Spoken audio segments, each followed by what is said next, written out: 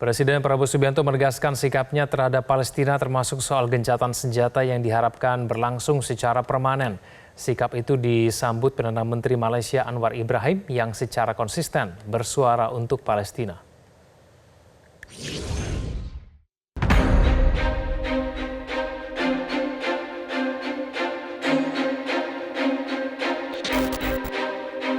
Prabowo dan Anwar, dua kepala negara ini kembali bertemu di Kuala Lumpur hari Senin 27 Januari 2024. Di antara yang dibicarakan keduanya adalah soal Palestina. Prabowo menyatakan Indonesia dan Malaysia sepaham dalam memperjuangkan kemerdekaan Palestina. Saya kira itu yang penting, masalah Palestina kita berada dalam satu garis, kita tetap mendukung kemerdekaan Palestina dan kita sangat tegas bahwa the only solution is a two-state solution. Itu pun yang kita selalu sampaikan. Meski Indonesia dan Malaysia sepakat soal solusi dua negara terkait Palestina, solusi ini bagi sebagian kalangan dinilai tidak akan dijalankan oleh Zionis Israel yang hingga kini ngotot menguasai seluruh tanah air Palestina. Solusi dua negara merujuk pada perjanjian Oslo tahun 1993 yang hanya disepakati oleh Organisasi Pembebasan Palestina atau PLO dan Israel alias bukan kesepakatan seluruh rakyat Palestina. Solusi itu dicetuskan Inggris yang juga membidani lahirnya negara buatan Zionis Israel. Wakil Dubes Palestina di Jakarta menyebut solusi dua negara adalah kompromi yang menyakitkan bagi rakyat Palestina merujuk pada persentase pembagian tanah di mana Palestina hanya mendapatkan 22%. Ahmad menyebut solusi itu bukan diajukan oleh rakyat Palestina.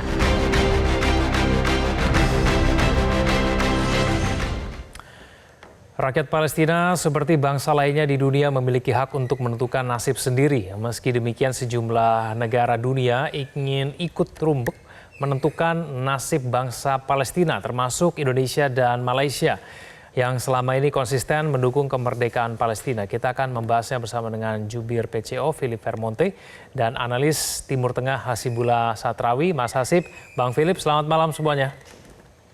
Selamat malam Mas Kevin dan Mas Philip. Halo Mas Hasibullah.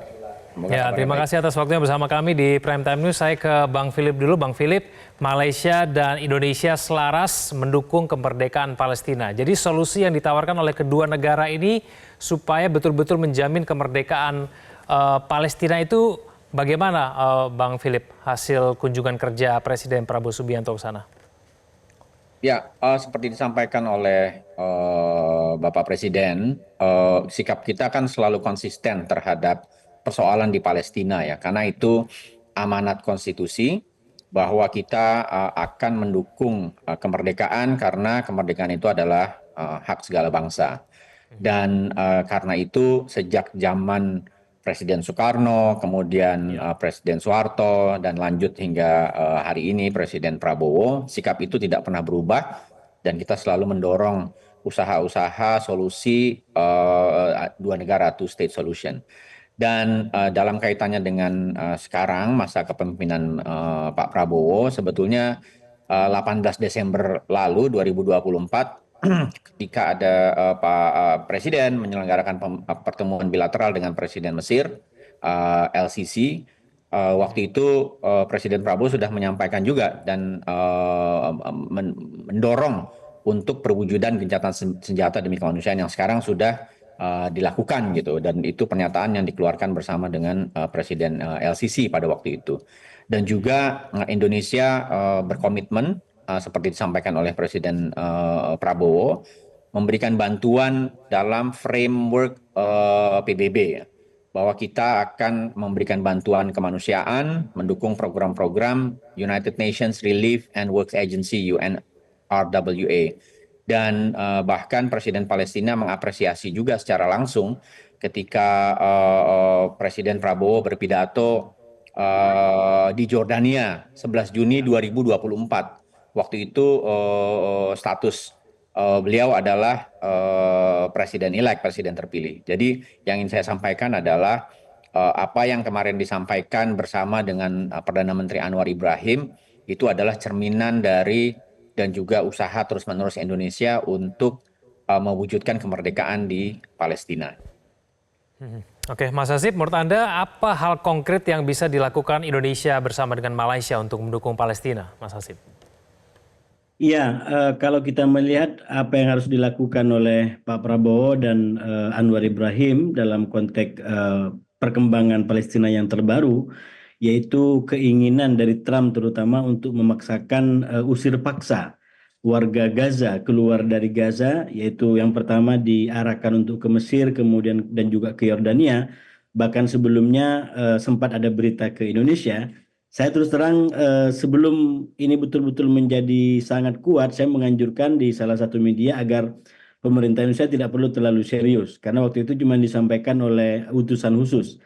Tapi yang terjadi dalam 2 hari ini eskalasinya cukup intens dan kuat sekali. Bahkan yang disampaikan langsung oleh Presiden Trump, dikabarkan juga sudah menelpon 2 presiden negara tersebut, yaitu Sisi dan Raja Abdullah II dari Yordania.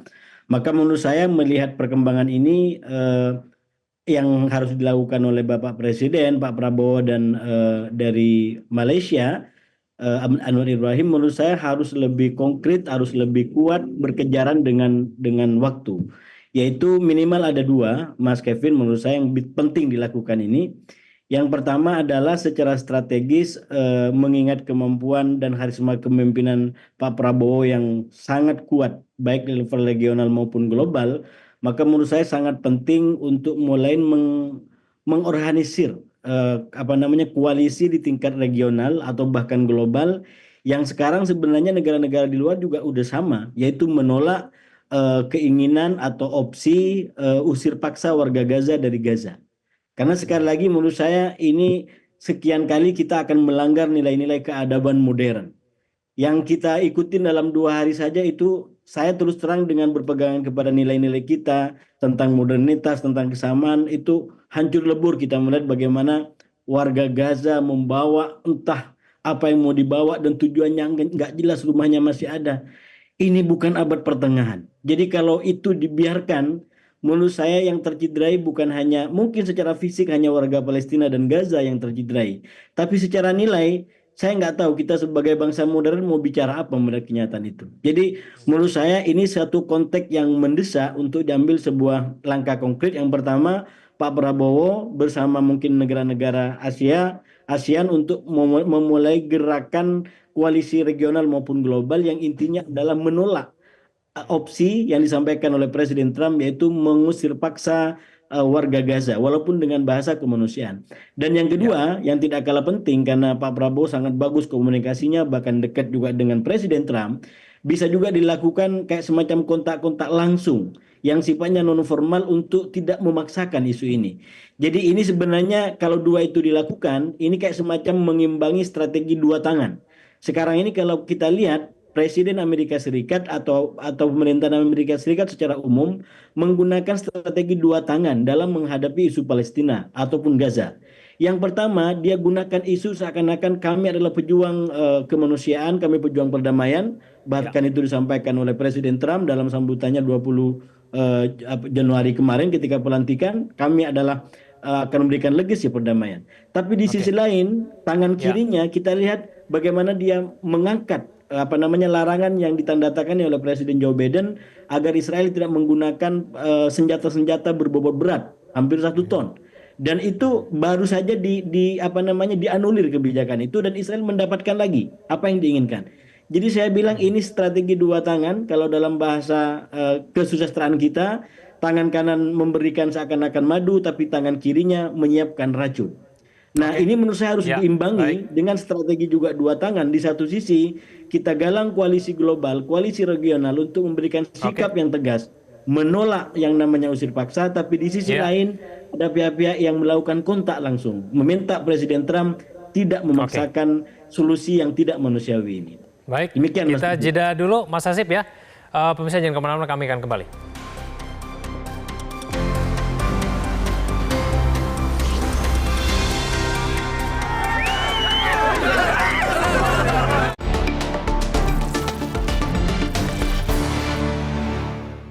Dipersembahkan oleh Kembali bersama kami di Prime Time ini, saya ke Bang Philip. Bang Philip, sekalian menanggapi apa yang disampaikan oleh Mas Hasib tadi bahwa banyak hal-hal lain yang mungkin bisa dilakukan oleh Pak Presiden berkaitan dengan mendukung kemerdekaan Palestina.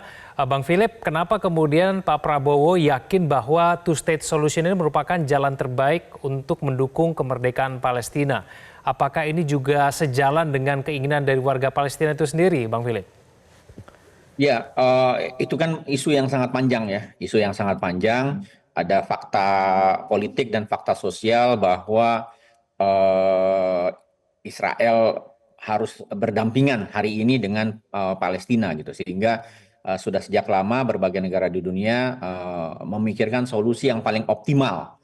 Mungkin nggak ideal, tapi solusi yang paling optimal untuk mencegah pertumpahan darah yang terus berkelanjutan dan kita berusaha mencapai perdamaian berkelanjutan. Dan itu poin dari two-state solution itu. Nah, persoalannya kalau boleh saya ikut menyampaikan, dalam hal koalisi global, sebetulnya sudah banyak sekali koalisi global, bahkan dalam kerangka Perserikatan Bangsa-Bangsa, ya, itu kan yang paling tinggi koalisi global yang dimaksud oleh Mas Hasbullah tadi, bahwa beberapa waktu lalu sudah ada resolusi yang baru 3 Desember 2024 dari Majelis Umum PBB mengenai peaceful settlement dalam hal isu Palestina, yang isinya mendesak penghentian pemukiman ilegal oleh Israel di tanah Palestina, kemudian gencatan senjata di Gaza, dan percepatan bantuan kemanusiaan. Waktu itu ada 157 negara mendukung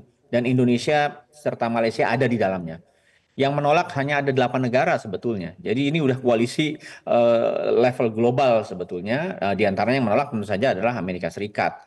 Dan juga ada negara-negara yang netral, hanya 7 negara. Jadi dalam konteks koalisi global sudah seluruh negara di dunia boleh dibilang sudah sepakat bahwa perdamaian harus diwujudkan dan juga aneksasi wilayah harus dihentikan. Dan paling penting hari ini adalah akses seluas-luasnya terhadap bantuan kemanusiaan.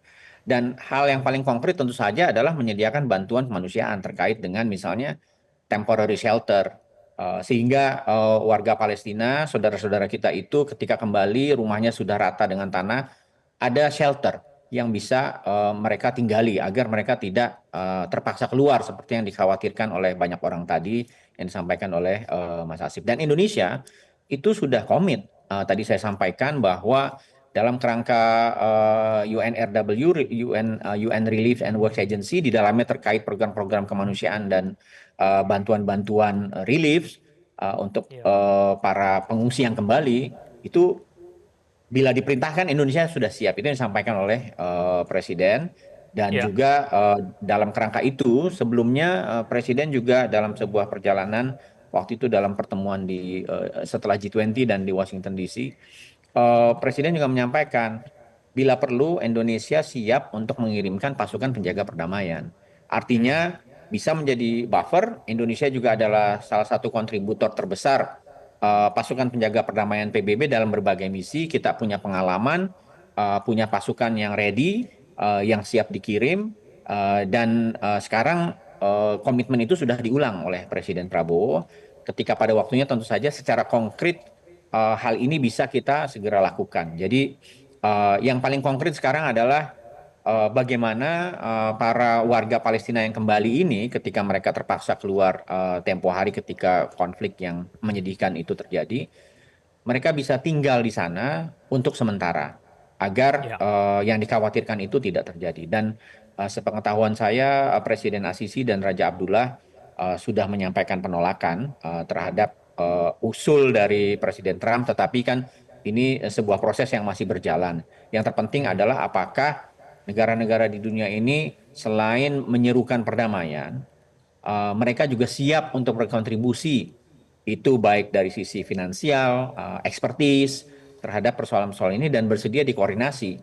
Karena itu Indonesia memilih untuk mendukung program-program yang dilakukan oleh United Nations Relief and Works Agency ini, gitu. Karena dia akan berarti sebuah payung global yang legitimasinya disepakati oleh dunia internasional, yang sebetulnya hari ini Israel itu sudah ibaratnya hanya sedikit negara yang Ya. yang yang masih membela gitu. Karena tadi saya sampaikan 157 voting for resolusi Majelis Umum PBB tersebut, hanya ada 8 negara yang menolak gitu. Jadi sebetulnya dari sisi Israel juga tidak Oke. ada opsi yang membuat mereka harus bisa menolak sebetulnya. Dan juga tentu saja dengan pemerintahan baru Trump, kita akan berusaha untuk melakukan diplomasi Ya. dan menyampaikan terus-menerus bahwa soalnya adalah aneksasi ilegal wilayah di Palestina, dan itu sudah berulang kali dinyatakan, dan kita berharap ada pendekatan baru dari Presiden Trump, walaupun mungkin dari apa yang sudah terjadi beberapa hari belakangan ada nuansa pesimisme Ya. dari kita. Cuma tentu saja dalam hal mencapai proses perdamaian, Ya. usaha-usaha yang sudah pernah dilakukan Indonesia harus terus-menerus diulang, dan kita Oke. tidak boleh berhenti mendukung kemerdekaan Palestina melalui two state solution itu. Ya, saya ke Mas Hasib. Mas Hasib, singkat saja, solusi two-state solution ini masih relevan tidak kalau kita cermati di tengah sikap Israel selama ini sepertinya tidak pernah mematuhi perjanjian apapun begitu? Ya, menurut saya walaupun memang banyak kekurangan di sana sini, tapi memang two state solution itu sebuah solusi yang paling ideal tadi disampaikan oleh Mas Philip juga gitu. Karena itu yang hanya memungkinkan mengurangi dampak korban dari kedua belah pihak untuk tidak terlalu banyak berjatuhan. Nah, oleh karena itu menurut saya Mas Kevin, ini memang berkejaran dengan waktu. Secara taktis dan strategis itu sudah harus jalan bersama-sama. Tadi disampaikan secara taktis adalah bagaimana mengamankan kepentingan-kepentingan darurat sekarang ini, yang terutama bagaimana memastikan keberlanjutan gencatan senjata. Karena Netanyahu dengan berbagai macam dampak dari gencatan senjata yang menurut saya itu memperlihatkan kekalahan Israel secara politik ya, dengan fenomena gencatan senjata itu mencoba untuk mencari celah agar ini tidak lanjut. Walaupun kalau dimasukkan dalam kategori tadi, genjatan senjata itu bagian daripada strategi tangan kanan Trump yang saya hampir yakin ini akan lanjut pada tahap kedua dan ketiga, karena Trump saya yakin tidak akan mau mempermalukan dirinya sendiri, dan dia udah kadung menyampaikan mendukung untuk genjatan senjata, dan itu saya menyebutnya sebagai bagian dari strategi tangan kanan. Nah, yang harus diantisipasi adalah strategi tangan kirinya. Yang ini menurut saya harus mulai diantisipasi lewat koalisi global yang tadi saya usulkan melalui Pak Prabowo, dan ini mitranya banyak sekali. Di Eropa sekarang banyak suara yang sebenarnya kritis terhadap Trump, baik dalam isu Palestina maupun dalam isu ekonomi secara khusus. Jerman misalkan itu sudah jelas menyatakan tidak mendukung opsi usir paksa. Spanyol dan beberapa negara lain itu calon mitra bagi koalisi global untuk mengantisipasi tangan kiri Trump. Karena kalau ini dibiarkan, saya khawatir sekali lagi yang membayar lagi-lagi adalah kedua bangsa, bangsa Palestina dan bangsa Israel yang akan menjadi korban. Nah, oleh karena itu di ujungnya kita juga berharap ada kritik yang jalan dari internal Israel untuk tidak membiarkan negerinya ini, saya menyebutnya, terus dibawa di dalam kebarbaran modern. Saya menggunakan istilah itu karena Netanyahu sudah membawa Israel pada kebarbaran modern. Kenapa saya sebut itu? Dia melawan hukum. Sudah dikeluarkan oleh Baik. ICC, sudah dikeluarkan oleh ICJ. Nggak ada juga yang diindahkan. Ini menurut saya citra yang buruk bagi Israel. Sekali lagi, kita tidak ingin ada satu bangsa yang dikorbankan, termasuk Israel sendiri. Yang kita inginkan adalah Israel bisa damai dengan Palestina yang merdeka. Jadi kita juga jangan menjadi anti-Semit, tapi tolong juga jangan ada yang Islamophobia. Mari kita bikin damai ini semuanya, kembali kepada cita-cita kita semua. Palestina dan Israel menjadi cermin perdamaian bagi masyarakat dunia, bukan justru menjadi contoh bagi kehancuran dan peperangan yang tak berujung seperti sekarang. Itu lagi-lagi hanya bisa diharapkan melalui solusi dua negara yang paling mungkin. Karena yang lain pilihannya begitu pahit dan begitu jauh untuk bisa sampai di situ. Demikian Mas Kevin dan Mas Philip. Baik, Mas Hasib dan Bang Philip, terima kasih sudah bergabung sama kami di Prime Time News. Selamat malam. Jelajahi cara baru mendapatkan informasi. Download Metro TV Extend sekarang.